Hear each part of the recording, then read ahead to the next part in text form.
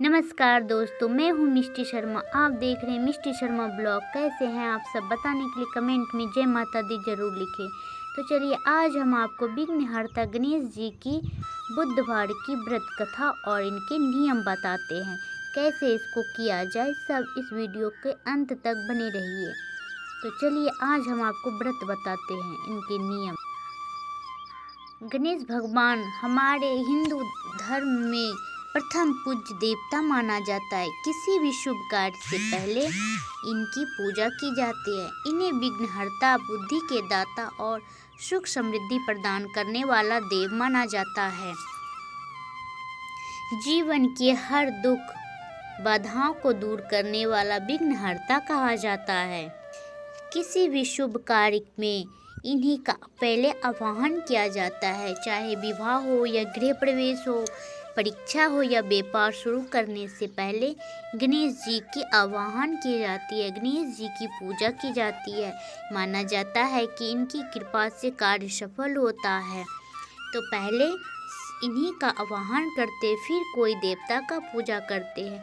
कोई भी हो, तीज त्योहार हो या फिर कोई भी पूजा हो, सबसे पहले गणेश जी को ही पूजा की जाती है, फिर कोई देवी देवता का पूजा करते। तो चलिए, इन व्रत के नियम जानते हैं और इनके फल जानते हैं, और इसे कैसे करें सब इस वीडियो में आपको मिलेगा, देखने को मिलेगा। व्रत का मुख्य नियम है सुबह स्नान के बाद भगवान गणेश जी का स्मरण करके व्रत का संकल्प ले। व्रत के दिन लहसुन, प्याज और तामसी भोजन ना करें। और बुधवार के दिन हरा रंग शुभ माना जाता है। गणेश भगवान के लिए बुधवार को हरे रंग के वस्त्र पहने शुभ माना जाता है। और उस दिन झूठ या क्रोध या कुटु वचन नहीं बोलना चाहिए। उस दिन शुद्ध मन से सभी का, अच्छे मन से सबको बोलना चाहिए। गणेश जी के अपमान ना करें या किसी के अनादर ना करें। और इसकी विधि जानते हैं। सुबह उठकर ब्रह्म मुहूर्त या सूर्योदय के बाद स्नान करें। साफ और हरे या हल्के रंग के कपड़े पहने। पूजा स्थान को साफ करें।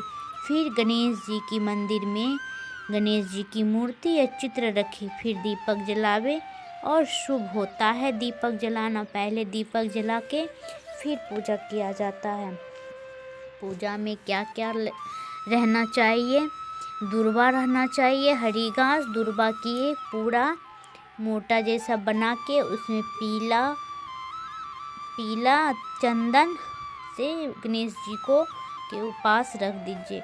लाल या पीला फूल होना चाहिए। परोली, चावल, मोदक या लड्डू गणेश जी का सबसे प्रिय फल है मोदक। उनका प्रसाद मोदक या लड्डू, ये दोनों उनका सबसे बड़ा बहुत अच्छा है। फिर अगरबत्ती, दीपक जलावे। पंचामृत से पहले गणेश जी का स्नान कराए। पंचामृत में दूध, दही, घी, शहद और शक्कर रहना चाहिए। अब इनकी विधि जानते हैं। गणेश जी का मंत्र जाप करें। ओम गणपतिये नमः कम से कम 108 बार जरूर जाप करें। फिर गणेश जी की व्रत कथा पढ़ें। आपको इसमें गणेश जी की व्रत कथा भी सुनाएंगे। फिर व्रत में क्या खाए क्या ना खाए। व्रत में फल खाइए, दूध, साबूदाना या सिंघाड़ा का आटा। शाम को एक समय सात्विक भोजन कर सकते हैं। अगर सुबह से आप भूखे हैं तो चाय पानी पी लीजिए और एक बार फल भी खा सकते हैं। फिर शाम में एक बार भोजन जैसे आपका हो, या फलाहार रहना चाहते हैं तो फलाहार रहिए, और अगर नहीं तो फिर कुछ बिना नमक का खाना खा सकते हैं। उस दिन घर में किसी को भी मांसाहार का भोजन नहीं करना चाहिए और ना ही किसी से झगड़ा करना चाहिए, और बिना पूजा किए भोजन भी नहीं करें। व्रत कितने दिन बुधवार करने से फल मिलता है। अगर आपके मन में चलता होगा अगर हम बुधवार का व्रत करें, कितना करें, कब तक करें, तो 7 बुधवार करिए या फिर 11 या 21। मनोकामना पूर्ण अनुसार आपका जैसे मन होगा वैसे आप बुधवार का व्रत कर सकते हैं। इन व्रत से आपको क्या क्या फल मिलेगा? व्यापार में लाभ होगा, शिक्षा में सफलता। अगर किसी का विवाह नहीं हो रहा है, बार बार विवाह टूट रहा है, तो आप गणेश जी का भी व्रत कर सकते हैं, क्योंकि ये विघ्न हरता है, ये सभी का विघ्न दूर करते हैं। तो विवाह में भी आ रही बाधा को दूर करते हैं। अगर आपको संतान नहीं हो रहे हैं, बहुत प्रयास कर लिए, आपको संतान नहीं हो रहा है, आप सब जगह से थक गए, तो आप गणेश जी का आवाहन कीजिए और गणेश जी की व्रत जरूर करिए। आपका जरूर गणेश जी मन पूरा करेगा। घर में सुख शांति समृद्धि के लिए भी व्रत कर सकते हैं। अगर आपके घर में बार बार विपत आ रही है, कष्ट हो रहे हैं, बच्चे बीमार पड़ रहे हैं, घर में कमा के पैसे लाते हैं पर टिकते नहीं हैं, तो आप गणेश जी का व्रत जरूर रख सकते हैं। तो चलिए आज का इतना सा, और अब आपको हम कथा सुनाते हैं गणेश जी का। तो गणेश जी का कथा प्रारंभ करते हैं। ध्यान से जरूर सुने, इसे बीच में नहीं छोड़े, क्योंकि गणेश जी का कथा बीच में नहीं छोड़ा जाता है। कोई भी कथा बीच में नहीं छोड़ा जाता है, क्योंकि आधा ही ज्ञान रहता है। पूरा कथा जरूर सुने। तो चलिए कथा शुरू करते हैं। बहुत समय पहले एक समृद्धि नगर में एक साहूकार रहता था। उसके पास धन दौलत की कोई कमी नहीं थी, लेकिन उसे संतान सुख प्राप्त नहीं था। उसकी पत्नी बहुत ही धार्मिक, दयालु और गणेश जी की परम भक्त थी।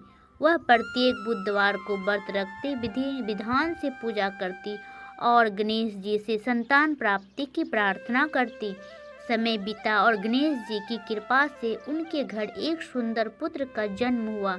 घर में खुशियां छा गई।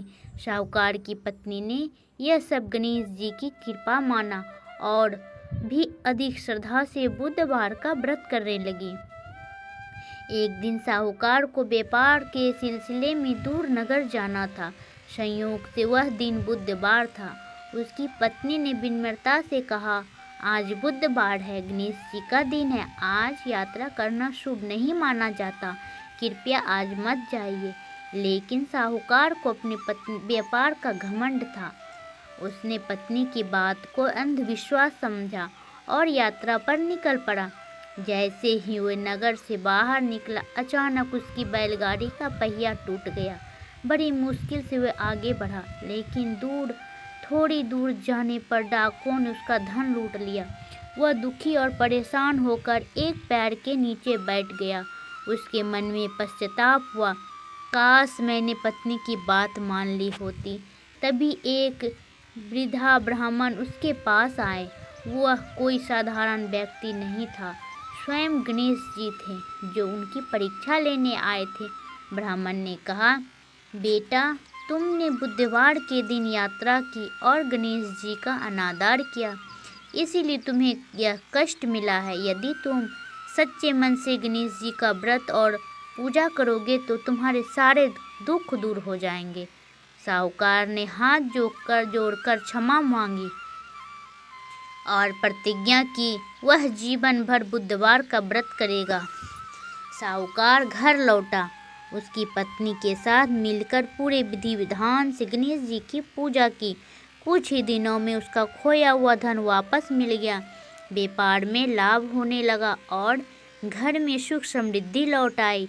अब साहूकार समझ चुका था कि धन से बड़ा भगवान का आशीर्वाद होता है। हर बुधवार को वह श्रद्धा से व्रत रखने लगी। इसीलिए प्यारे भक्तों, दोस्तों, आप सब कभी भी कोई भी भगवान का अनादर ना करें और ना ही उनको रोस्ट करें। नहीं तो अगर वो रोस्ट हो जाते हैं तो उनका बहुत बड़ा संकट आ जाती है, जैसे कि इस साहूकार के साथ हुआ।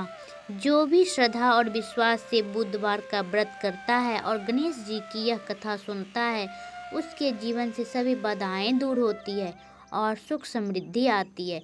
सभी कोई कमेंट में जरूर लिखे, बोलिए गणपति बप्पा मोरिया, मंगल मूर्ति मोरिया।